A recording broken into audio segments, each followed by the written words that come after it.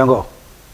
You are here for another so and necessary da foforo. Na da foforo dia na me kan say aha attention TV. Odi for kwese ntwi me na matrase na nsem bia kotwi kobere man ba me kabi na ma kire madwe bi ko me yo man papa nti. Me ba cho me ma me hu nye wahi because I dey na papa dey style on kan nature say me kan me wi am before me sorry na ma kan nature. Na me kan say aha ye conversity. Ono ene boy e chidom. Enti conversity ni attention TV ni adoye ehima sabre bi sa adoye ehima kra no ne number ye sen 0548 302985 e ba cho gibre na nya abotre na ma me ntwa me ho na me nkomra na me mfa asema asie emfa me wom na me wom wi a na wankasa bibi mu baba mu na chobre na hwenia esie ye nkomra.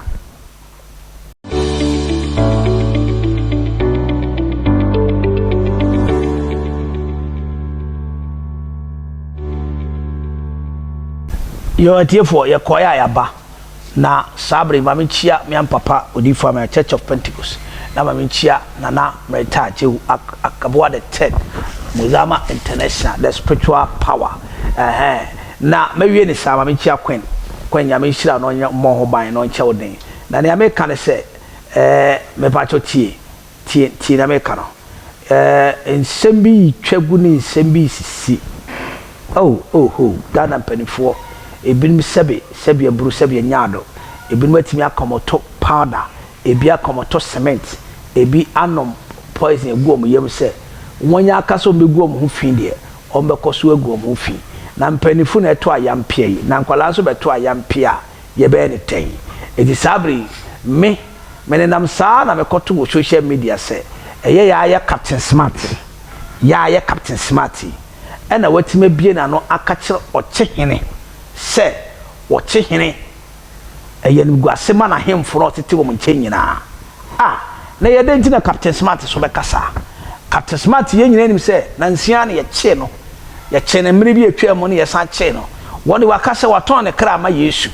Ghana first wo ye ne denyo wanye ne denyo Ghana first wontimi ntena wo ye MPP ni moja no twa na MPP ne beba NDC ma but some people for din kwase asem no mu jimi dia ono Captain Smart no obeba abeka galem sema asem ba yi Captain Bekebi or say nanado actively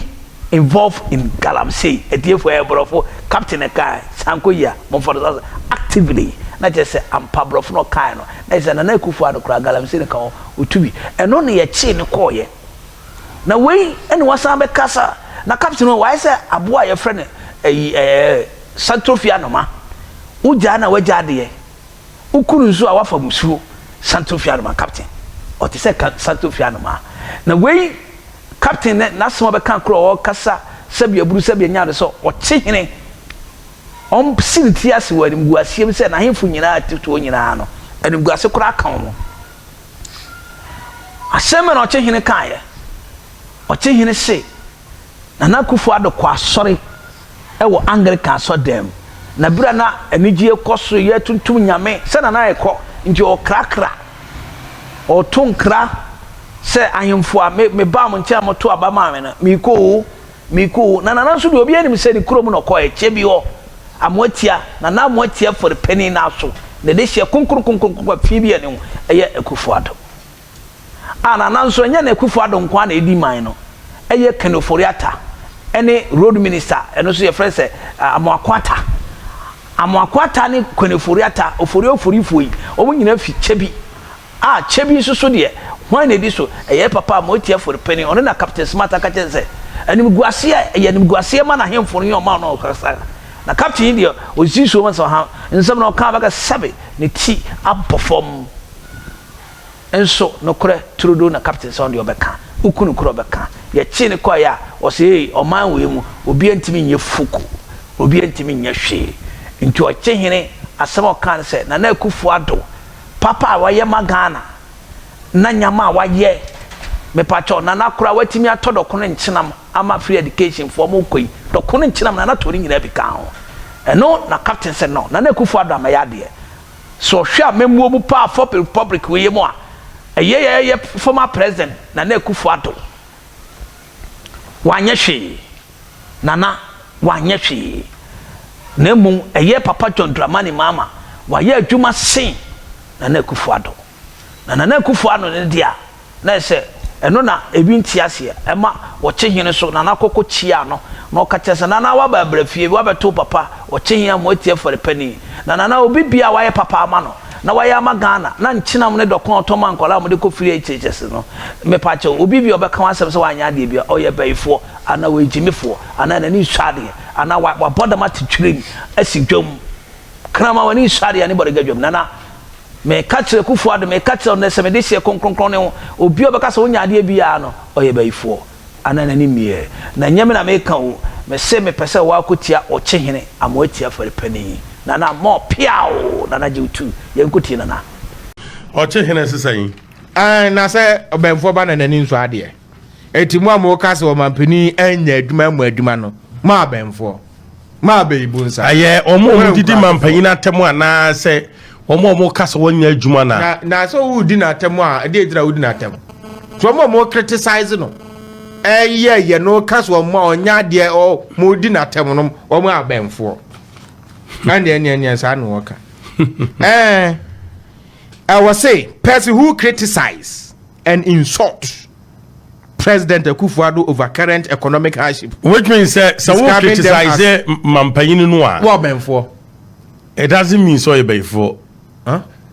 or see those who criticize and insult like who digesting nipa no na papa wo ye ne boni a wo ye wo ka now be atem free mu but wo the atem ka ho a e na ye bayifo na na bayifo I don't think nana ma himfa wo Ghana ina ya bayifo MPC na ya bayifo nana ado na mu ya bayifo fellow Ghanaians because ye ro che ni wada ma che nya ado o here ma che buru ano pay many sound de bia na mene ahemfo ne kasa mene ahemfo kase ne kasa mesibi kuta koto ekuta asrewa ene otumfo nko ade a koso no nya mahene watra mahene wadama oche hene wo ya mahene wo nya king wo ya mahene atuma bu akwa hene na ene wo enu na ment entino eba ne saa mahene bi ade yekuta koto nko a wadama oche hene mikuta koto anope mesrewa nya ado many someone of but I think say nana wa dawroma ehwo de wo kwa chire dodo nana eni die bia wa asase su bia me chechire ma Captain Smart the king na of we morning die mini ho na wo kan say yam pam papa sa wo kan sa ohene we de wakwa chiri dodo efi se nana ado na mu na kase Ghana ayeden no no ankasa je atum se amambuo no aye bawe se sa na tie de a na che se wa wo de hye nana ado no e baifo wadawroma je ekufo minni ho na wadawroma ojaye Okyenhene wadawroma minni ho na wo kan ye enti minim se wo kan se wanka enti se sa na tie de a na che se kufo ye baifo Captain Smart IMF na yewra na do ko ho akopem mo abebo o man yi no fellow Ghanaians me ande ba catch me say from 1st November to 30th November IMF ma Ghana $1 per me meja adwuma we me ma biom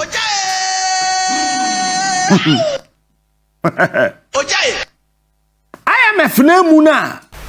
yakotie video na ba wanze ho adwire o na mo apu pani na kan na ehuri